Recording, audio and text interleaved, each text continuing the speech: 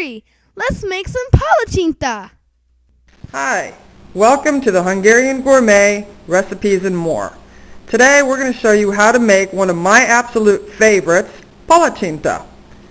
We're going to start by taking 1 cup of all-purpose flour, adding a 1/4 teaspoon salt, 1/4 cup sugar, 1 teaspoon vanilla. We'll put in 2 eggs and 1.5 cups of milk.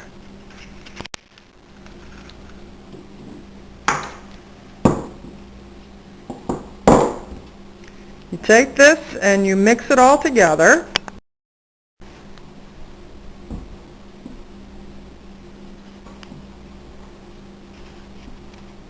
Keep mixing. Keep mixing until your batter is nice and smooth and doesn't have any more lumps in it.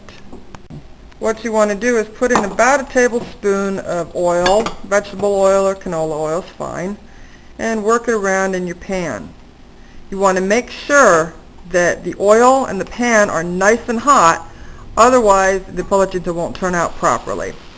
Ladle in about a 1/4 cup of your batter right into the middle of the pan, and then slowly rotate the pan back and forth until you have pretty good even coverage inside the pan.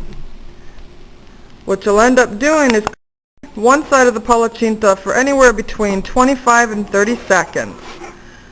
What's going on here is we're taking the tablespoon that's been dipped in the oil and just running it along the outer top side of the palacsinta to prevent sticking.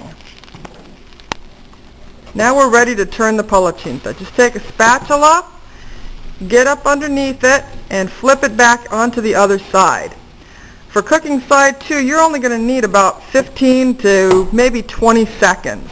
You definitely do not want to overcook the palacsinta. Otherwise it gets kind of rubbery in texture. Now the next thing that we're going to do, now that all our palacsintas are cooked, is we're going to make a filling. This one is a cocoa and sugar filling. We take a teaspoon of Hershey's cocoa and we add to it 5 tablespoons of sugar and mix it together. Just keep mixing it until the sugar and the Hershey's cocoa have blended together nicely.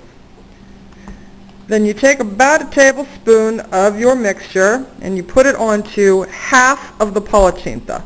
Just spread it around, and then we begin rolling the palacsinta. Just roll, roll, roll all the way back like that, and go ahead and put that into a plate.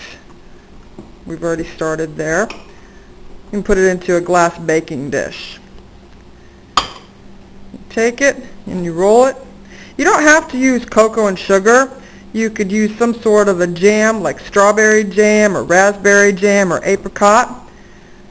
Anything that you can imagine would taste good is good in a palacsinta.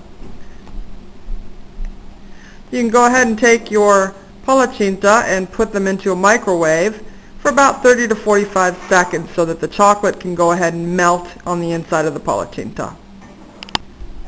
Depending on how thick your palacsinta is and what size of a pan you're using, you should be able to make approximately 8 palacsinta out of this batter.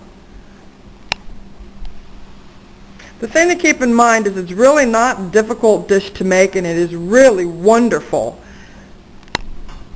The whole thing really only takes about a good 20 minutes to make, and your family and your friends will be very glad that you made this. Palacsinta can be served as a dessert, or a lot of times people will make like a Hungarian goulash or some type of a soup and serve palacsinta right after. Thank you for tuning in, and please check back with us as we will be adding a lot more recipes to our video series. Thank you.